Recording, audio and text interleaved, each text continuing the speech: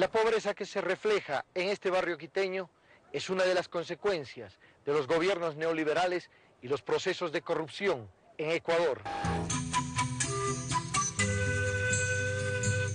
Un Estado débil, incapaz de responder a las necesidades de la mayoría de la población, que entregó de manera indiscriminada el territorio a las empresas multilaterales y a otras naciones, fueron las consecuencias del neoliberalismo. Bueno, nosotros sostenemos que aquí no ha habido una verdadera democracia. Ha habido elecciones y ni siquiera cada 4 años, porque con tanto derrocamiento de presidente, incluso hemos tenido elecciones cada año y medio, 2 años. Y democracia es básicamente que el mandante, que en este caso es el pueblo ecuatoriano, a través de las urnas entrega un mandato al mandatario, que es el que cumple ese mandato. Pues aquí se ha distorsionado totalmente el sentido de democracia, es decir, cualquier cosa para ganar la elección, luego estando en el poder, con el apoyo, con los corifeos de siempre, burocracia internacional, grupos de poder, etcétera, se hace lo mismo de siempre, es decir, actuar no en función del bien común de las grandes clases populares. Una representación política degradada en el sentido de que no corresponde a lo que pretende simular, degradada porque no ejerció ninguna función que no fuese condicionar la reproducción del atraso y del subdesarrollo, degradada porque no conocía al servicio de quién estaba poniendo el aparato administrativo de la nación, degradada porque sus demandas eran minúsculas y la utilización a la que se prestaban era terriblemente inconsciente. Y creo que ha llegado al fondo ese proceso, y en esas condiciones el país ha ido dejando crecer la esperanza de que hay un camino distinto, que más importante es la fidelidad con nuestros orígenes que con un imaginario destino de bonanza y bienestar simulado en las propuestas de los acuerdos de Washington, de las posturas estos que se impusieron en la política económica de nuestros países del neoliberalismo.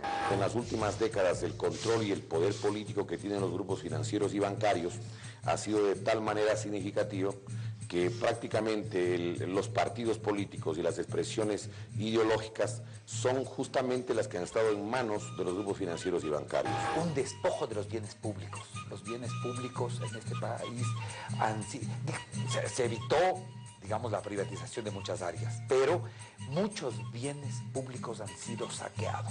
Han privatizado el agua potable de las ciudades más pobladas, en el caso del Ecuador y de la costa, como Guayaquil y, por ejemplo, la ciudad de Machala. Un galón de agua cuesta $4, es decir, el doble que la gasolina, lo que venden aquí. El agua de los ríos se encuentra privatizado. Hay partes donde los concesionarios cobran $0.50 por metro cúbico. Está privatizada la telefonía celular, que en el año 2006 produjo una ganancia de $1.300 millones. Y están pidiendo una concesión para 15 años, donde calculan que sacarán cuando menos 23.268 millones. Es decir, 3 veces el presupuesto general del Estado ecuatoriano del año 2006. Pero ni siquiera eso es todo. Hasta las virtudes venden en el Ecuador. Si alguien tiene un juicio, tiene que pagar, ¿sí?, una tasa judicial. Si no tiene la tasa judicial, no le pueden administrar justicia. Y encima, ¿qué paga? Le hacen injusticia. En este país existen propietarios de la subjetividad colectiva, y que son un minúsculo grupo de medios de comunicación que nos permiten pensar en la llegada de los marcianos o en lo benéfico de la tradicional democracia. Entonces, bajo esas formas, tenemos la inercia del pasado, este inmediato, de los 30 años y de los 15 años que hemos vivido.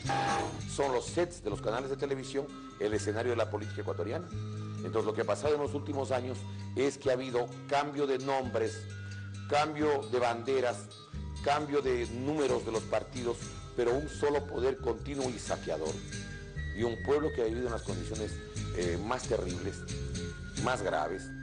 La gente se va en unas embarcaciones huyendo para Centroamérica o para otras partes del mundo para ir avanzar a Estados Unidos o para irse a otras latitudes en embarcaciones que yo estoy seguro que ni Cristóbal Colón en su peor borrachera se hubiera subido. Son terribles. Ni siquiera para cruzar el río Guayas hubiera usado una de esas manos. 4 millones viven en la extrema, digamos, en la extrema pobreza, $80 al mes por familia. Y, claro, y un éxodo terrible, que no es posible cuantificarlo, pero que oscila en torno de los 2 millones de ecuatorianos que tuvieron que salir de aquí, que han salido de este país. Y justamente en estos 26 años, organizaciones indígenas como la CONAIE, como Pachacuti, fueron adquiriendo gran preponderancia. Es decir, pues ha sido un proceso bastante complejo. Por un lado, de control de los partidos de derecha y centro derecha, aliados obviamente con la banca, aliados con intereses de los Estados Unidos y también, pero de un ascenso de las luchas, sobre todo indígenas y campesinas y algunas organizaciones sociales. No se puede construir democracia con unas desigualdades tan enormes como si en una familia los papás le dan a un hermano, le dan educación, le dan salud, le dan carro, le dan una beca al extranjero a un hermano, y a los otros 7 hermanos de la familia no les dan nada. ¿Qué tipo de democracia? ¿Qué puede ocurrir en esa familia? ¿Qué relación, qué sensaciones, qué sentimientos tendrán ese conjunto de 7 hermanos con el hermano que lo tiene todo? Carro, casa, vestido, educación, ¿qué será? ¿Le tendrán amor, cariño? ¿Qué será? Aquí hay una herida, una enorme herida. Aquí, Fray Bartolomé de las Casas, cuando vino en la colonia, dijo, viendo la situación de los indios, dijo, aquí el pacto social está roto. La liberación de la patria no es tarea de una sola generación, sino de varias. Por eso hay que ir haciendo el trasvasamiento generacional. Juan Domingo Perón, expresidente argentino. Al regreso conoceremos la opinión del presidente Rafael Correa sobre la situación de su natal Ecuador.